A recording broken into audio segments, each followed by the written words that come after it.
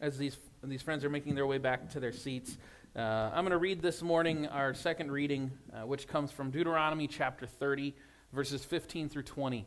Listen to these words. See, I have set before you today life and prosperity, death and adversity.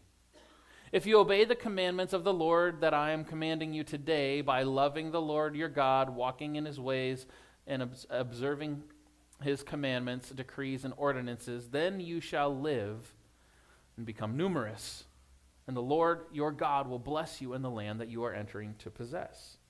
But if your heart turns away and you do not hear, but are led astray to bow down to other gods and serve them, I declare to you today that you shall perish. You shall not live long in the land that you are crossing the Jordan to enter and possess. I call heaven and earth to witness against you today that I have set before you life and death, blessings and curses. Choose life so that you and your descendants may live, loving the Lord your God, obeying him, and holding fast to him, for that means life to you and length of days, so that you may live in the land that the Lord swore to give to your ancestors, to Abraham, to Isaac, and to Jacob. Hear what the Spirit is saying to the world. Thanks be to God indeed. Church, Moses, these are the words of Moses. And they're some of his final words that we have recorded in the Pentateuch. Moses is nearing the end of his life. He's an old man, about 120 years old. He's done his work. He has been faithful to the work that God has called him.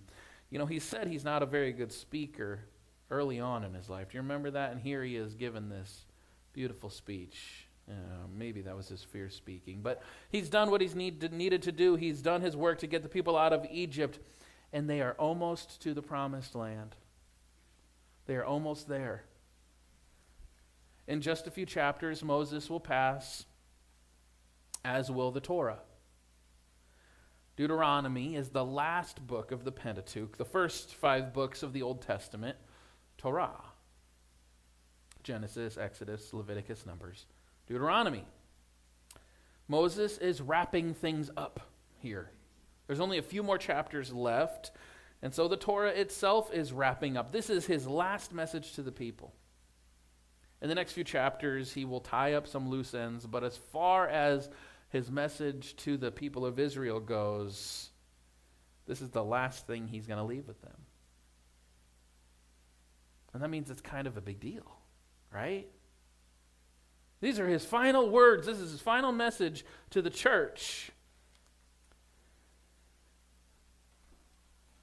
I'm deviating a little bit here.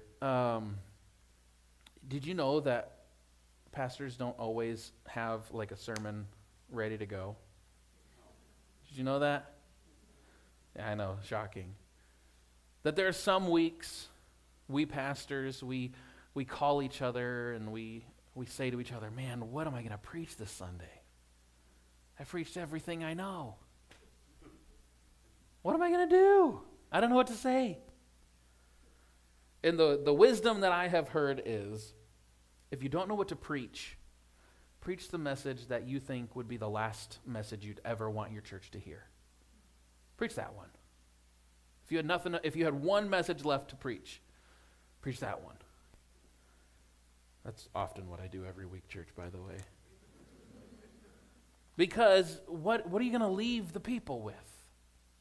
What's the last word that you have? It's kind of a big deal that this is the end of Torah and that this is Moses' final words to the church. And here's why. Here's why. When Millie was learning how to count to 10, there was a period of time, a couple months, where she would count like this. 1, 2, 3, 4, 8, 9, 10.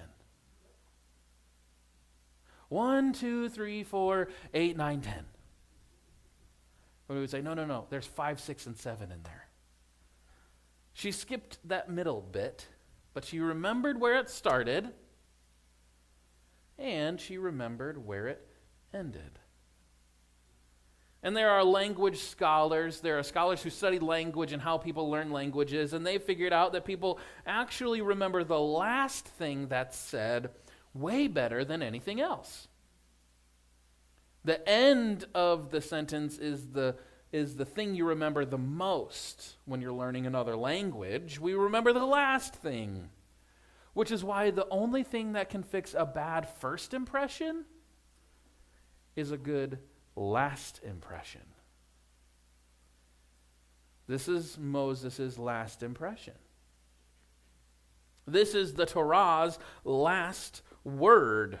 As the last thing, this is what the people are going to take away. This is the end of Torah, what will be recorded as the first canon for covenant people.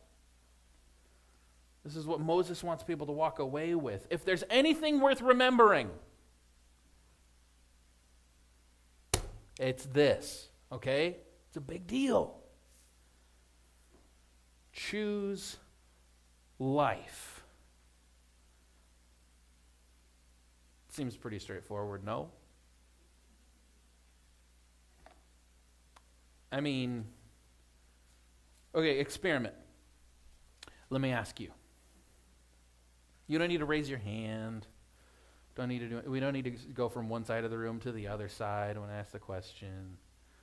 Let me just ask you, if you had the option, if you were given the option between choosing life and choosing death, what would you choose? I mean, I'm surprised no one said anything. Seems like one of the easiest questions I've ever asked the church. To be fair, I don't want to dismiss or diminish those who suffer from depression, from PTSD, or suicidal ideation. Barring those really unfortunate yet real circumstances, what would you choose between life and death? Thank you. Right? It's a no-brainer. Of life, of course. Who's going to pick death? Now let me ask you this one. If you were given the choice between prosperity or adversity, what are you going to pick? You were much more quick to answer that one than the first one. You need a prompt, yeah. You can either have a prosperous life or you can have a life full of adversity. What do you want? Prosperity, duh. Come on, nobody wants to pick adversity. Moses, this is your last word to the people. This is kind of a no-brainer. I mean, isn't this what we would all kind of think on our own? If we're given the choice between life and death, we know what we choose, Moses. This is what you're going to leave the people with? Something so simple and something so obvious? If you're given the choice between prosperity and adversity, Moses, we're going to choose prosperity. What are you talking about, man? Of course. Duh.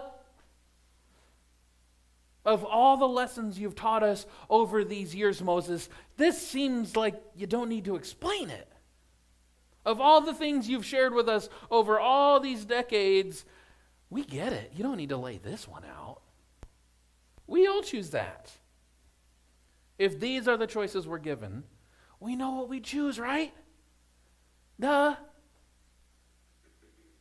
So why do we keep choosing death? You told me just a moment ago, church, that if you were given the choice between choosing life and choosing death, you'd choose life. So why do we keep choosing death?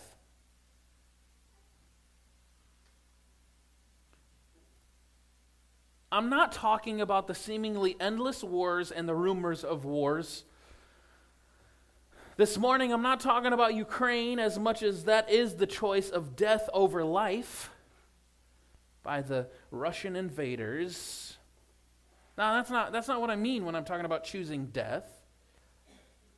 Did you notice what choosing death looks like according to Moses, according to Deuteronomy 30? Did you hear what that was?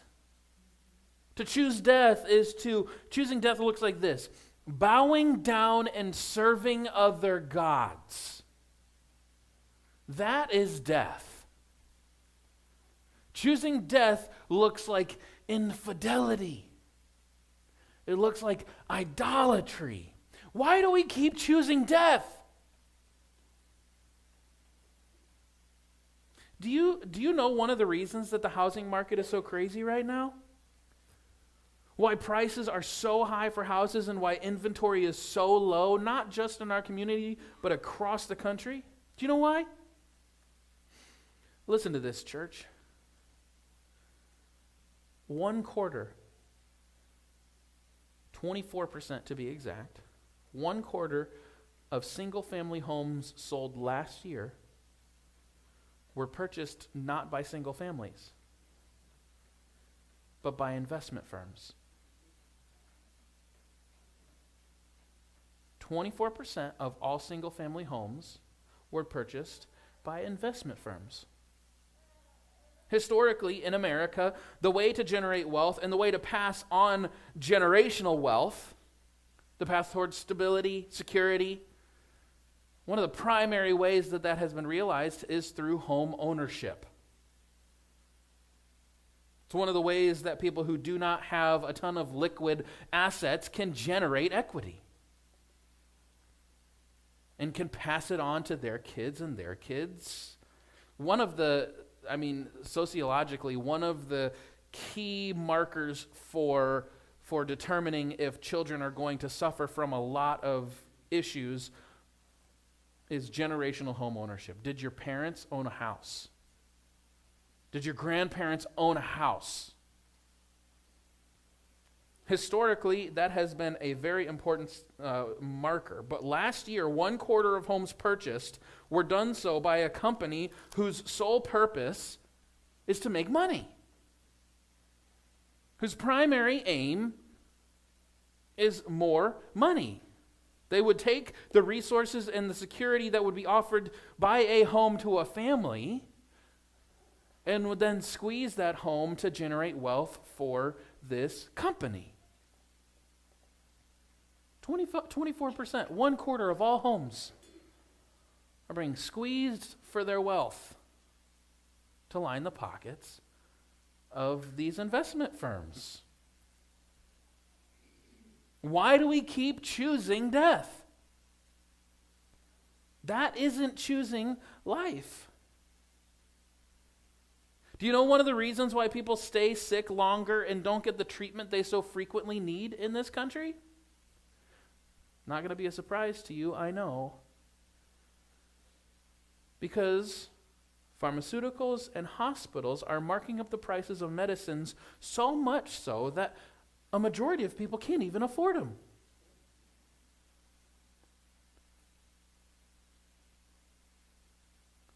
In my PhD program up at Calvin Seminary, I have an office in the library. They gave me an office. I don't spend much time there because, I have an office here. My life is here. But I'm there every once in a while, and that office is shared with another student. We have shared offices in this little wing in the library, and my office mate is someone I've never met. I've been in the program for half a year now, and we've had the same office the whole time, and I've never met him. Never been in the office at the same time as him.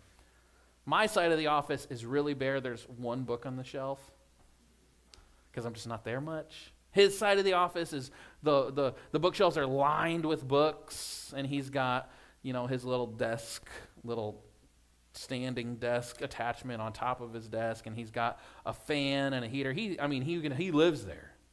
He's there all the time. I don't know why I haven't seen him. I know why I haven't seen him. The reason I haven't seen him is because he has cancer. Over the summer, my office mate, who I've never met, over the summer he was diagnosed with spindle cell sarcoma cancer. And ever since then, he's been undergoing aggressive treatment that is available to him only here in America because he's an immigrant. And in his home country, the care that he needs to exist is just not available. You want to know what makes this story even more sad? in less than 1 year of treatment, his medical bills are over $200,000.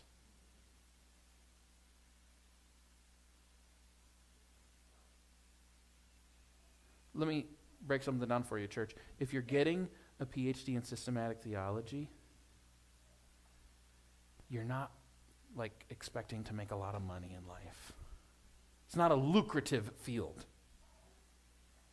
Now, you can make the case that it's worth it to save his life. But the unfortunate reality is that this treatment is also bringing a whole lot of anxiety to him and his family.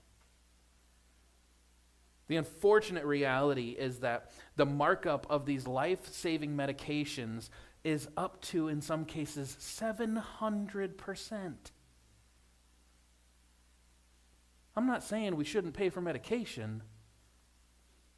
What I'm saying is that a 700% markup on medications that are needed for people's lives is not choosing life.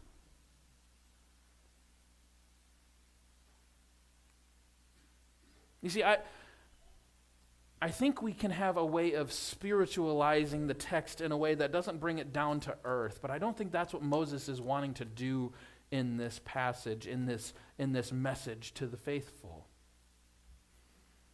I mean, he says, you will enter the land that God has for you. This is for you and your children and your children's children. He's not wanting to say we live up in the clouds. He's saying, no, where the rubber meets the road. Choose life. Choose this day. You see, this is what Moses warned against. What does it mean to choose death according to Moses? It is to surrender to bow down to, and to give yourself over to other gods. We don't have in our social imagination polytheism. We are, generally speaking, monotheistic in our culture. Even people who are atheists, do you ever hear what they say when they say they're atheists? They don't say, oh, I don't believe in gods. Right? That'd be silly. That'd be strange. They say, I don't believe in God. Monotheistic. Our imagination is there's one divine being. And so sometimes it's hard for us to wrap our heads around what idolatry actually means. We're not going to a temple and giving an offering to this bust of a deity, are we? Are we? Maybe it's not labeled as such. You see, what I've just explained, I think, is what Moses was talking about. Bowing down to and serving other gods. One of maybe the most pervasive in our culture today is the god of mammon. The god of money. This is the lining of pockets of those who already have too many pockets to begin with at the expense of real human persons. In a way that makes other people's lives more difficult, more burdensome. Moses said that we choose between life and death. Life looks like faithfulness to God. Death looks like unfaithfulness to God, bowing down to these other deities. Why do we keep choosing death?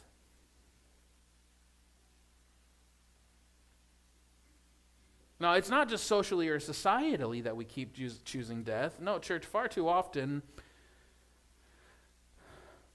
we don't choose life in our own personal lives. I was wrestling with sharing an example of ways we fail to choose life daily. But instead, I want to do something the opposite. I want to share something that happened this last week of someone choosing life. It may be simple, it might be mundane, and it might even be downright silly. But I'm convinced that it is in these simple and ordinary moments that we choose life. You see, last week, Kayla ordered a pack of our favorite salsas. They're Marie Claire. They're from Belize. They're phenomenal. They're carrot-based. It's really unique. A carrot-based sauce. It's phenomenal. She ordered a 2-pack. And when the package arrived and we opened it, one of the bottles was cracked. I know, big letdown. It was the green salsa. It was the salsa verde, which is like delicious. So we were really disappointed that we didn't have the salsa verde. We were really disappointed that we only had one left. But we're like, okay, we got one bottle of salsa left. We got to make it count. So we're going about our afternoon, doing whatever we were doing. And just minutes after we'd opened the package to find that the one bottle was broken, Amelia Josephine climbed into her sister's high chair, which is something we've had many conversations about. She knows she's not supposed to do that. And as she was climbing up the high chair, she turned to sit in the chair, and what does she do? But knocks over the one precious bottle of salsa. It was like slow motion. Like the world just stopped for a moment, and Kayla and I just, no. There's nothing we could do. The glass bottle flies off the table, smashes on the ground, and there is salsa everywhere. They're sending this precious salsa all over the floor, all over the chairs, on the legs of the table, and even on the walls. Kayla looked up at me, and I looked back at her. And in just one moment, we had an entire conversation without saying a word. You know what I'm talking about? We just looked at each other.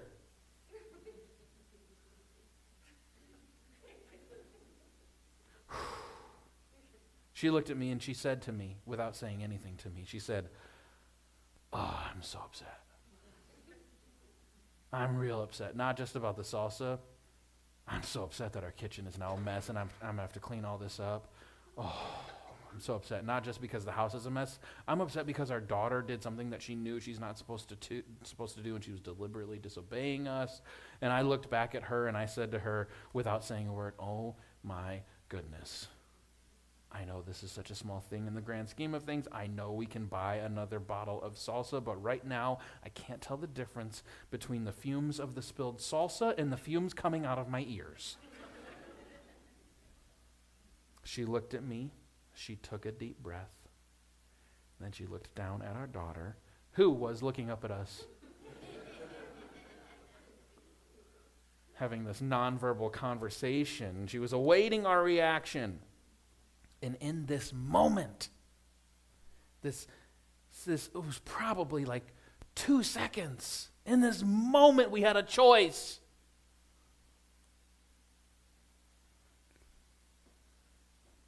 I'm very glad that Kayla took the lead, because she looked at our disobedient daughter, our almost 3-year-old toddler, and said, "Amelia, I am sad that that bottle has been shattered, and I know that that was an accident. Everything's okay. Mommy and Daddy aren't mad at you, but you need to get out of the kitchen right now because there's glass on the floor." I know this might sound incredibly simple and maybe even silly, but in this moment where many I may be inclined to choose anger or to choose being punitive for the sake of being punitive, Kayla chose to extend grace. She ushered Millie out of the kitchen so that she could clean up the salsa and clean up the broken glass, explaining her that she needs to be aware of her surroundings, that she needs to be careful, because there's broken glass on the floor. In a moment where, quite honestly, I would have preferred to raise my voice, teach my daughter a lesson about why it's important to do what I say because I'm an adult and I'm in charge. Kayla chose life in that moment. Kayla didn't have to tell her what she did was wrong. Kayla didn't tell her that she had misbehaved. She didn't need to condemn her and tell her how bad she was. Whether Kayla chose life or death in that moment, Millie knew that what she had done was what she wasn't supposed to do. The way that we react in that moment communicates, she already knows, but by choosing life, Kayla was putting Millie above herself in a really ordinary moment. I almost didn't share this story because it's like, well, what's the big deal? It's broken salsa. You can get more salsa. But maybe that is what it is to choose life. Maybe choosing life is not something that happens only in extraordinary or grandiose or even recognizable moments of your life. What if choosing life happens in the most typical, in the most ordinary, in the most mundane interactions you have? With your spouse, with your kids, with your siblings, with your parents, with your coworkers, with your students.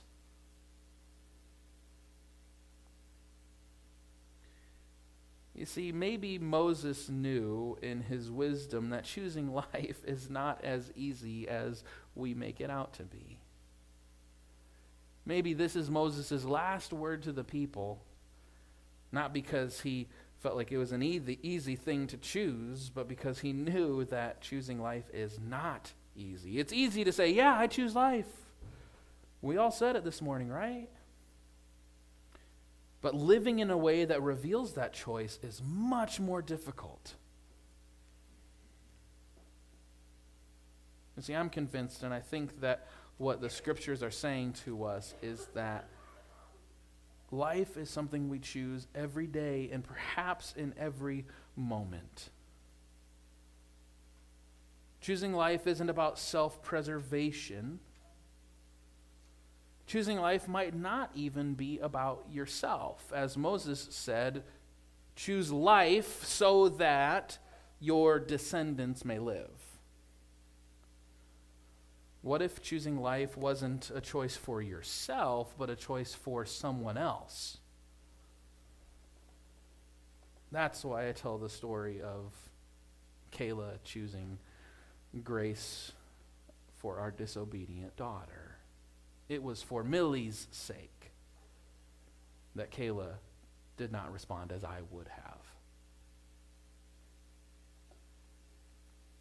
You choose life for the sake of someone else, for your descendants, for your grandchildren. What if we had that in mind when we were choosing what policies to adopt? How this is going to affect generations from now? For your neighbor. What if we choose life for our neighbors? What if it's even for your enemy? Choose life, not for yourself, but for them. Church, I'm going to wrap things up here. You want to hear the good news about choosing life?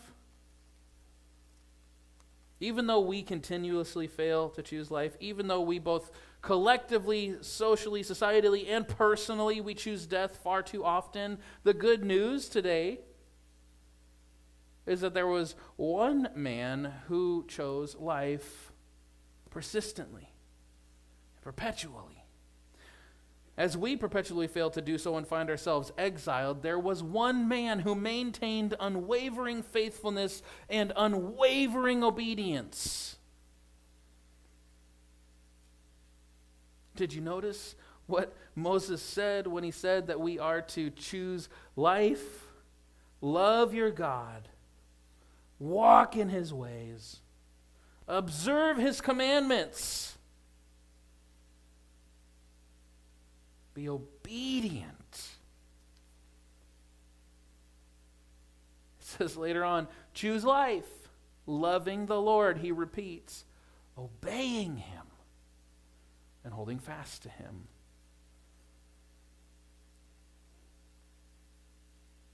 There was one man who said, the greatest commandment is to love the Lord.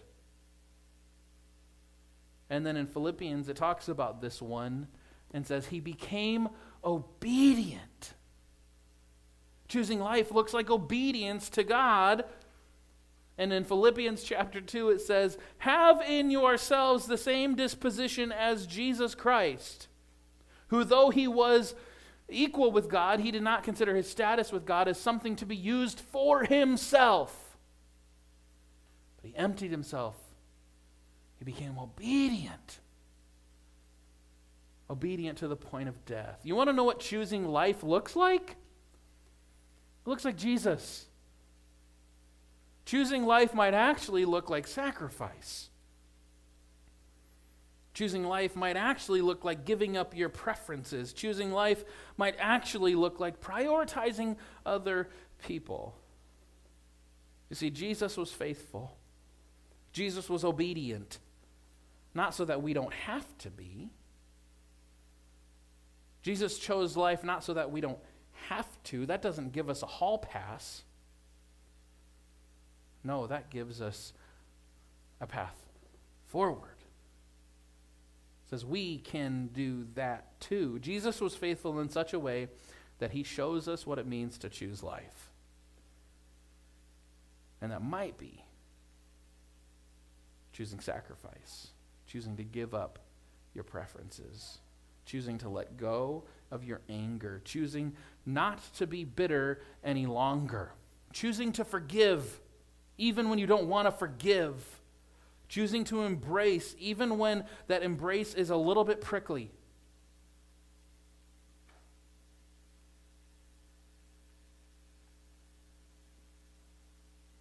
Choose life so that you and your descendants may live, loving the Lord your God, obeying him, and holding fast to him, for that means life to you. This is the good news of Jesus Christ for us today.